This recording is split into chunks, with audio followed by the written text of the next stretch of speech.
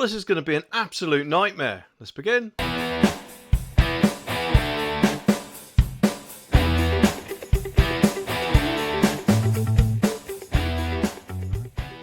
Now, of course, since EVs have been out, they haven't had to pay any tax at all, but they will from 2025. Of course, there's been rumours for a long time that a new pay-per-mile system will replace road tax somewhere along the line, and that day might unfortunately be sooner than we'd all like, because let's face it, in the end, if anything, that's surely going to make drivers drive less, because obviously the more we drive, the more we'll have to pay, and according to this article, a new pay-per-mile system has been sort of unveiled, and it says a new pay-per-mile car tax fee would charge certain drivers 2 pence per kilometre to use the roads. And obviously we use miles over here, so I'm guessing that'll probably be around about a penny a mile. So if you think about it, if you do the average of 8,000 miles a year, that would cost you about 80 quid a year, which might sound better on the face of it, because at the moment the current car tax is, let's face it, for the majority of people about 150, 160 pounds a year, or 13, 14 pounds a month. But remember, before 2017, your car tax was done on environmental standards, with some people only having to pay £20 a year, so that £80 is going to massively give them a bit of a hit to their wallet. So of course, in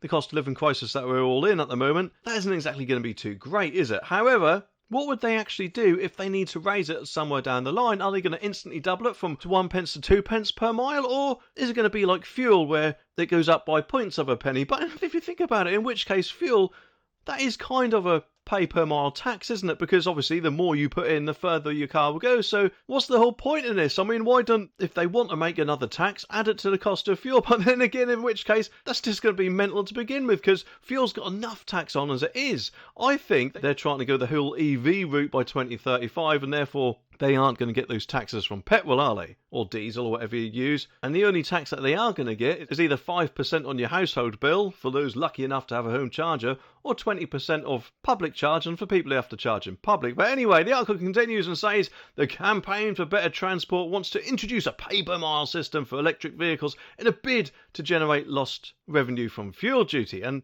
in that case, it does appear that this is only for electric vehicles, but let's face it, somewhere down the line, some bright spark will think, well, hang on, we could also roll this out to petrol drivers. Increased demand for electric vehicles, as said, is set to cost the Treasury £13 billion a year in lost fuel duties by the end of the decade. However, specialists claim that a new 2 pence per mile on EVs would generate a whopping 850 million in the first year alone. And just remember, that's only for people who have got an EV at the moment. So who knows how much that's going to cost once the majority have an EV. I'm guessing that will probably be quite a lot more expensive than the current road tax for people who actually are driving petrol or diesel cars out there.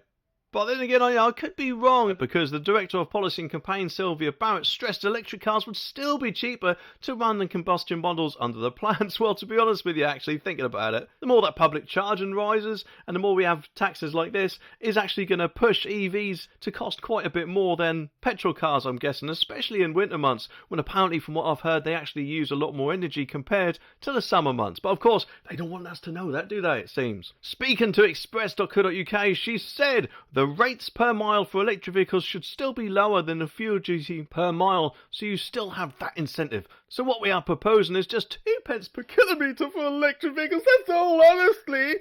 Well, she didn't say that, that's all honesty bit, but to be honest with you, that's what it kind of sounds like, doesn't it? The group claims, though, that the fuel duty works out around 4.6 pence per kilometre. Why are they still banging on about kilometres? We work in miles. I'm sorry, we do. So they're going to have to sort that out to start off with. Unless, of course, they want to go on some other rampage and change the way we work things and make us use kilometres along with the rest of the EU. But in Brexit Britain, let's face it, we've got a bit too many EU rules as it is. In fact, every EU rule is one too many, in my opinion. We should have our own UK rules, not go along with the EU. But anyway, this means they say that a pay per mile fee for EVs would be at least half the cost owners of combustion models have to pay. And a recent poll for Campaign for Better Transport found that 65% of people think that electric car drivers should pay tax like all other motorists. Well, if you think about it, the best way that would actually be done is if EV owners pay the standard rate of tax that we all have to pay for using petrol or diesel cars. Not some stupid pay per mile system, and in which case, how would that even be policed to start off with?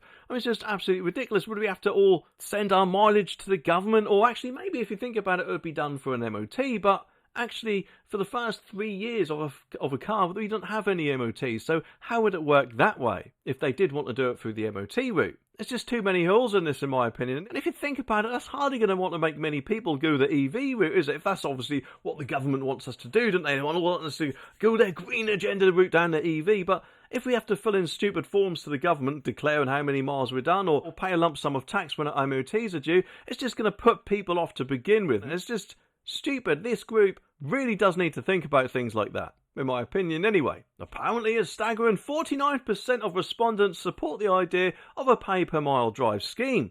Among the EV drivers, though, this is even higher at 65% throwing their support behind the concept. Just 20% said they were uncertain about the project, and with 14% saying they're admittedly against the idea. Well, to be honest with you, if anyone's against the idea, I think it would be those EV owners themselves. I'm surprised that a 65%, a whopping 65%, as they say, is behind it. I mean, can you just imagine that? Yes, we're in the middle of a cost of living crisis, but I'd just love to pay more tax, please. It's just mental, isn't it? I think unless these people are wiping their bums with £5 notes, or were somehow led to believe that it would actually make them pay less tax, I can't see how they come up with that percentage. But then again, of course, some people do make silly choices, just like when they vote Labour at the ballot box. But anyway, Sylvia added the calculations were based on how much fuel duty raises at the moment from all vehicles. And then what I did was look different vehicles per kilometres, how much different vehicles do every year. Then I looked at the breakdown for petrol versus diesel versus electric cars over the next few years based on the ZEV mandate. And I basically said, well, that's how much petrol and diesel vehicles are paying right now, and roughly how much EVs would need to pay for you to keep up the revenue the same. So that's where the 2p comes from. Well, thank you, and you can take your 2p and shove it. But what she's not thinking is, whilst it may be slightly cheaper when she actually gets an EV, or even if this rolls out to petrol and diesel cars in replace of road tax, that may not be cheaper for quite a lot of people. Not only if they put the price up, but also for the more mileage you do. Unless, of course, this is some sort of way of making us probably choosing public transport and thinking, well, you don't have to pay tax on that, do you? It just seems that they do not want us to drive anymore, doesn't it? And if anything, I think that would be a massive mistake.